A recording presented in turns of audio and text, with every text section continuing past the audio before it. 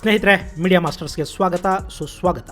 ಗೆಳೆಯರೆ, ಏಷ್ಯಾದ ನಾನಾ ದೇಶಗಳಲ್ಲಿನ ಪರಿಸ್ಥಿತಿಗೆ ಹೋಲಿಸಿ ನೋಡಿದರೆ ಅಲ್ಪಸಂಖ್ಯಾತರ ಹಕ್ಕುಗಳನ್ನು ರಕ್ಷಣೆ ಮಾಡ್ತಾ ಇರೋ ದೇಶ ಭಾರತ. ಇಲ್ಲಿ ಪ್ರತಿ ಕ್ಷಣವೂ ಪ್ರತಿ ವಿಷಯದಲ್ಲೂ ಅಲ್ಪಸಂಖ್ಯಾತ ಸಮುದಾಯಗಳಿಗೆ ವಿಶೇಷ ರಕ್ಷಣೆ, ವಿಶೇಷ ಪ್ರಾತಿನಿಧ್ಯ ಹಾಗೂ ವಿಶೇಷ ಸೌಲಭ್ಯಗಳನ್ನು ಕೊಡಲಾಗ್ತಾ ಇದೆ. ಇದು ಭಾರತದ ಸಂವಿಧಾನ ಕಲ್ಪಿಸಿಕೊಟ್ಟ ಹಕ್ಕು. ನಮ್ಮಲ್ಲಿ ಹಿಂದೂಗಳನ್ನು ಹೊರತುಪಡಿಸಿ ಉಳಿದೆಲ್ಲರೂ ಅಲ್ಪಸಂಖ್ಯಾತರೇ. ಆದರೆ ಭಾರತದ ಕೆಲ ರಾಜ್ಯಗಳಲ್ಲಿ ಮತ್ತು ಕೇಂದ್ರ ಆಡಳಿತ ಪ್ರದೇಶಗಳಲ್ಲಿ ಜನಸಂಖ್ಯೆಯ ದೃಷ್ಟಿಯಿಂದ ಹಿಂದೂಗಳೇ ಅಲ್ಪಸಂಖ್ಯಾತರು ಅನ್ನೋದು ನಿಮಗೆ ಗೊತ್ತಿದೆಯಾ? ಹಾಗಾದ್ರೆ ಹಿಂದೂಗಳು ಅಲ್ಪಸಂಖ್ಯಾತರಾಗಿರೋ ಆ ರಾಜ್ಯಗಳು ಯಾವುವು?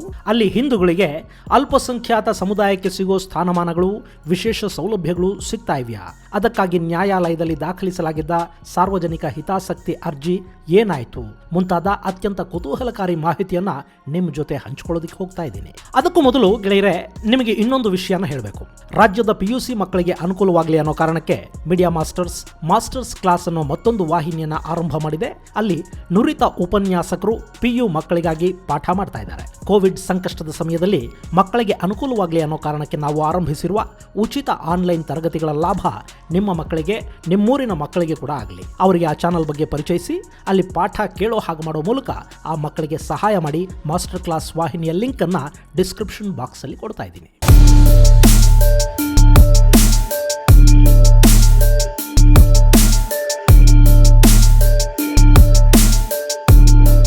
ಗೆಳೆಯರೆ, ಇನ್ನು ನಮ್ಮ ವಿಷಯಕ್ಕೆ ಬಂದುಬಿಡೋಣ. ಸ್ನೇಹಿತರೆ, ಭಾರತದ 2011ರ ಜನಗಣತಿಯ ಪ್ರಕಾರ ನಮ್ಮ ದೇಶದ ಒಟ್ಟು 7 ರಾಜ್ಯಗಳು ಹಾಗೂ 1 ಕೇಂದ್ರಾಡಳಿತ ಪ್ರದೇಶದಲ್ಲಿ ಹಿಂದೂಗಳೇ ಅಲ್ಪಸಂಖ್ಯಾತರಾಗಿದ್ದಾರೆ. ಈಗ ಜಮ್ಮು ಕಾಶ್ಮೀರ ಕೂಡ ಕೇಂದ್ರಾಡಳಿತ ಪ್ರದೇಶ ಆಗಿರೋದ್ರಿಂದ ಆ ಸಂಖ್ಯೆಯನ್ನ 2 ಕೇಂದ್ರಾಡಳಿತ ಹಾಗೂ 6 ರಾಜ್ಯಗಳು ಅಂತ ನಾವು ಲೆಕ್ಕ ಹಾಕಬೇಕು. ಅಲ್ಲಿನ 2011ರ ಜನಗಣತಿಯ ಮಾಹಿತಿಯನ್ನು ನಾವು ಗಮನಿಸಿದ್ರೆ ಹಿಂದೂಗಳ ಸಂಖ್ಯೆ 3%ಕ್ಕಿಂತ ಕಡಿಮೆ ಇರುವ ಪ್ರದೇಶಗಳು ಕೂಡ ಆ ಪಟ್ಟಿಯಲ್ಲಿವೆ. ನಿಮಗೆ ಆಶ್ಚರ್ಯ ಅನ್ನಿಸಬಹುದು. ಮಿಜೋರಾಂ ರಾಜ್ಯದ ಜನಗಣತಿಯ ವಿವರಗಳನ್ನು ನಾವು ನೋಡಿದಾಗ ಅಲ್ಲಿನ ಒಟ್ಟು ಜನಸಂಖ್ಯೆಯಲ್ಲಿ ಹಿಂದೂಗಳ ಪ್ರಮಾಣ ಇರೋದು ಕೇವಲ 2.75 ಮಾತ್ರ. ಇನ್ನು ಜಮ್ಮು ಕಾಶ್ಮೀರದಲ್ಲಿ ಹಿಂದೂಗಳ ಸಂಖ್ಯೆ 28.44ರಷ್ಟಿದೆ. ಗೆಳೆಯರೆ, ನಾವು ಮೊದಲಿಗೆ ಕೇಂದ್ರಾಡಳಿತ ಪ್ರದೇಶವನ್ನು ನೋಡೋದಾದ್ರೆ ಲಕ್ಷದ್ವೀಪದಲ್ಲಿ ಒಟ್ಟು 64,471 ಮಂದಿ ವಾಸ ಮಾಡ್ತಾರೆ. ಇದು ಅಲ್ಲಿನ ಒಟ್ಟಾರೆ ಜನಸಂಖ್ಯೆ. ಆ ಪೈಕಿ 62,268 ಮಂದಿ ಮುಸಲ್ಮಾನರಿದ್ದಾರೆ. ಅಲ್ಲಿ ಹಿಂದೂಗಳ ಸಂಖ್ಯೆ ಇರೋದು ಕೇವಲ 1,788 ಮಾತ್ರ. ಇನ್ನು ಕ್ರೈಸ್ತರು 317 ಮಂದಿ ಇದ್ದಾರೆ. ಬೌದ್ಧರು 10 ಮಂದಿ ಇದ್ರೆ 11 ಮಂದಿ ಜೈನರು ಹಾಗೂ 8 ಮಂದಿ ಸಿಖ್ಖರು ಅಲ್ಲಿದ್ದಾರೆ. ಇಲ್ಲಿ ಒಟ್ಟು ಜನಸಂಖ್ಯೆಯಲ್ಲಿ ಶೇಕಡವಾರು ಲೆಕ್ಕವನ್ನು ನಾವು ತಗೊಂಡು ನೋಡಿದಾಗ ಹಿಂದೂಗಳ ಸಂಖ್ಯೆ ಇರೋದು ಕೇವಲ 2.5 ಮಾತ್ರ. ಹಾಗೇನೆ ನಾವು ಜಮ್ಮು ಕಾಶ್ಮೀರದ ವಿಷಯಕ್ಕೆ ಬಂದ್ರೆ ಅಲ್ಲಿನ ಒಟ್ಟು ಜನಸಂಖ್ಯೆ 1,25,41,302.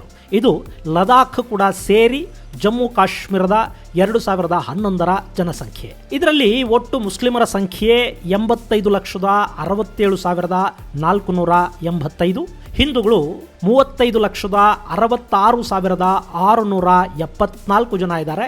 ಇನ್ನು 2,34,848 ಮಂದಿ ಸಿಖ್ಖರಿದ್ದಾರೆ.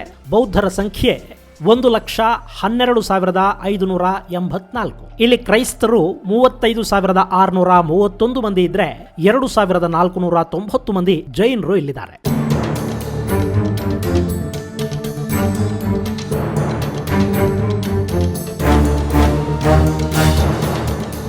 ಇನ್ನು ರಾಜ್ಯಗಳ ವಿಷಯಕ್ಕೆ ನಾವು ಬರೋದಾದ್ರೆ ಶೇಕಡವಾರು ಅತ್ಯಂತ ಕಡಿಮೆ ಹಿಂದೂಗಳಿರುವ ರಾಜ್ಯ ಮಿಜೋರಾಂ. ಅಲ್ಲಿನ ಒಟ್ಟು ಜನಸಂಖ್ಯೆಯಲ್ಲಿ 2.75% ಮಾತ್ರ ಹಿಂದೂಗಳಿದ್ದಾರೆ. ಮಿಜೋರಾಂನ ಒಟ್ಟು ಜನಸಂಖ್ಯೆ 10,97,206.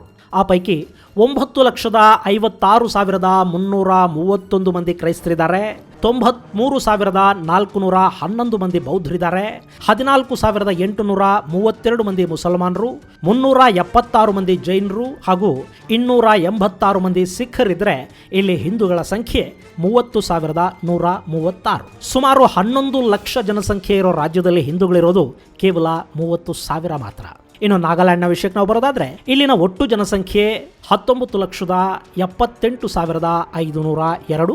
ಆ ಪೈಕಿ ಕ್ರೈಸ್ತ ಮತಾವಲಂಬಿಗಳು 17,39,651 ಮಂದಿ ಇದ್ದಾರೆ. ಇನ್ನು ಇಲ್ಲಿ ಹಿಂದೂಗಳು 2ನೇ ಸ್ಥಾನದಲ್ಲಿದ್ದಾರೆ. 2ನೇ ಸ್ಥಾನದಲ್ಲಿ ಅವರ ಒಟ್ಟು ಜನಸಂಖ್ಯೆ 1,73,054. ಉಳಿದ ಹಾಗೆ ಇಲ್ಲಿ ಮುಸಲ್ಮಾನರು 1,30,399 ಮಂದಿ ಇದ್ರೆ ಬೌದ್ಧರು 9,864 ಮಂದಿ ಇದ್ದಾರೆ. ಸಿಖ್ರು 3,045 ಜನ, ಹಾಗೆಯೇ ಜೈನರು 627 ಮಂದಿ ಇದ್ದಾರೆ. ಇನ್ನು ಚೀನಾ, ಭೂತಾನ್ ಹಾಗೂ ಮ್ಯಾನ್ಮಾರ್ಗಳ ಜೊತೆ ಗಡಿ ಹಂಚಿಕೊಂಡಿರುವ ಅರುಣಾಚಲ ಪ್ರದೇಶದ ಜನಸಂಖ್ಯೆಯನ್ನು ನಾವು ನೋಡೋದಾದ್ರೆ ಅಲ್ಲಿನ ಒಟ್ಟು ಜನಸಂಖ್ಯೆ 13,83,727.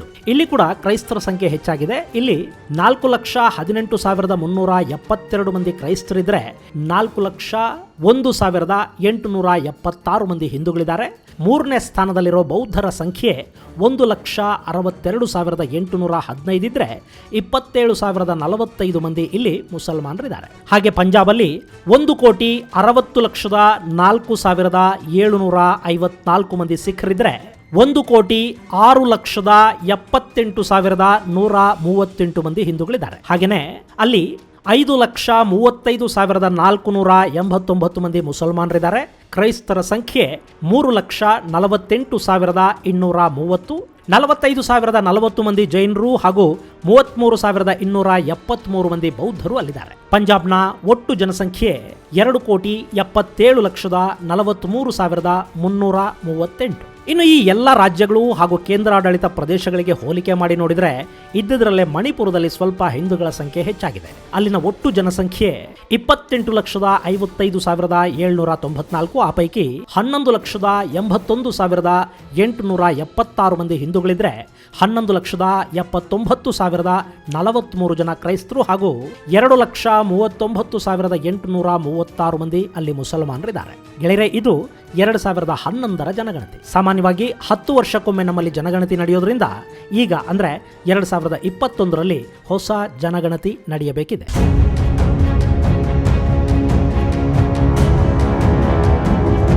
ಇನ್ನು ಈ ರಾಜ್ಯಗಳಲ್ಲಿ ಹಿಂದೂಗಳ ಸಂಖ್ಯೆ ಕಡಿಮೆ ಇರೋದ್ರಿಂದ ಇವರನ್ನ ಇಲ್ಲಿ ಅಲ್ಪಸಂಖ್ಯಾತರು ಅಂತ ಘೋಷಿಸಬೇಕು ಅನ್ನೋ ಬೇಡಿಕೆಯೊಂದಿಗೆ 2017ರಲ್ಲಿ ದೆಹಲಿಯ ವಕೀಲ ಅಶ್ವಿನಿ ಪ್ರಸಾದ್ ಉಪಾಧ್ಯಾಯ ಎಂಬುವರು ಸರ್ವೋಚ್ಚ ನ್ಯಾಯಾಲಯದಲ್ಲಿ ಸಾರ್ವಜನಿಕ ಹಿತಾಸಕ್ತಿ ಅರ್ಜಿಯೊಂದನ್ನು ಸಲ್ಲಿಸಿದರು. ಹಾಗೆ ನೋಡಿದರೆ ಭಾರತದ ಸಂವಿಧಾನ ಯಾವ ಕೋಮುಗಳನ್ನು ಕೂಡ ಅಲ್ಪಸಂಖ್ಯಾತ ಅಂತ ವರ್ಗೀಕರಿಸೋದಿಲ್ಲ. ಆದರೆ ಅಲ್ಪಸಂಖ್ಯಾತರಾಗಿರುವ ಸಮುದಾಯಗಳಿಗೆ ಶಿಕ್ಷಣ ಸಂಸ್ಥೆಗಳನ್ನು ಸ್ಥಾಪಿಸುವ ಹಾಗೂ ಶಿಕ್ಷಣವನ್ನು ನಿರಾಕರಿಸದಿರುವ ಹಕ್ಕುಗಳನ್ನು ಸಂವಿಧಾನ ಕೊಟ್ಟಿದೆ. ಅದರ ಆಧಾರದ ಮೇಲೆ ಕೇಂದ್ರ ಸರ್ಕಾರ national commission for minorities act 1992 ಅನ್ವಯ 1993ರಲ್ಲಿ ಒಂದು ಅಧಿಸೂಚನೆಯನ್ನು ಹೊರಡಿಸೋದ್ರ ಮೂಲಕ 5 ಸಮುದಾಯಗಳನ್ನು ಅಲ್ಪಸಂಖ್ಯಾತ ಅಂತ ಘೋಷಿಸಿತು. ಮುಸ್ಲಿಂ, ಕ್ರೈಸ್ತ, ಸಿಖ್ರು, ಬೌದ್ಧ, ಜೊರಾಸ್ಟ್ರಿಯನ್ನರು ಅಲ್ಪಸಂಖ್ಯಾತರ ಪಟ್ಟಿಗೆ ಸೇರಿಕೊಂಡ್ರು. ಅದಾದ 21 ವರ್ಷಗಳ ನಂತರ ಅಂದ್ರೆ 2014ರಲ್ಲಿ ಜೈನರನ್ನು ಕೂಡ ಅಲ್ಪಸಂಖ್ಯಾತರ ಪಟ್ಟಿಗೆ ಸೇರಿಸಿತು. ಈಗ ಈ 6 ಸಮುದಾಯಗಳು ಭಾರತದಲ್ಲಿ ಅಲ್ಪಸಂಖ್ಯಾತ ಸಮುದಾಯಗಳು ಅಂತ ಅನ್ನಿಸ್ಕೊಳ್ಳುತ್ತವೆ. ಈ ಮಧ್ಯೆ ಅಶ್ವಿನಿ ಪ್ರಸಾದ್ ಸಲ್ಲಿಸಿದ್ದ ಸಾರ್ವಜನಿಕ ಅರ್ಜಿಯನ್ನ ಸುಪ್ರೀಂ ಕೋರ್ಟ್ ವಜಾಗೊಳಿಸಿತ್ತು.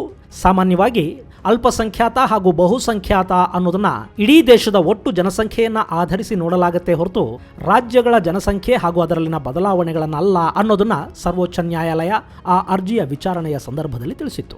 ಹೀಗಾಗಿ ಈ ರಾಜ್ಯಗಳಲ್ಲಿ ಹಿಂದೂಗಳನ್ನ ಅಲ್ಪಸಂಖ್ಯಾತರ ಪಟ್ಟಿಗೆ ಸೇರಿಸಿ ಅವರಿಗೆ ವಿಶೇಷ ಸೌಲಭ್ಯಗಳನ್ನು ಕೊಡೋ ಹಾಗೆ ಮಾಡಬೇಕು ಅನ್ನುವ ಅಶ್ವಿನಿ ಪ್ರಸಾದ್ ಅವರ ಸಾರ್ವಜನಿಕ ಹಿತಾಸಕ್ತಿ ಅರ್ಜಿಯನ್ನ 2019ರ ಡಿಸೆಂಬರ್ರಲ್ಲಿ ಸರ್ವೋಚ್ಚ ನ್ಯಾಯಾಲಯ ವಜಾಗೊಳಿಸಿತು. ಗೆಳೆಯರೆ, ಇದು 2011ರ ಜನಗಣತಿಯ ಪ್ರಕಾರ ಭಾರತದ ಕೆಲ ರಾಜ್ಯಗಳಲ್ಲಿ ಹಿಂದೂಗಳು ಅಲ್ಪಸಂಖ್ಯಾತರಾಗಿದ್ದಾರೆ ಅನ್ನೋದರ ಕುರಿತಾದ ವರದಿ. ಮುಂದಿನ ಸಂಚಿಕೆಯಲ್ಲಿ ಮತ್ತೊಂದು ವಿಶೇಷ ಜೊತೆಗೆ ಭೇಟಿಯಾಗೋಣ.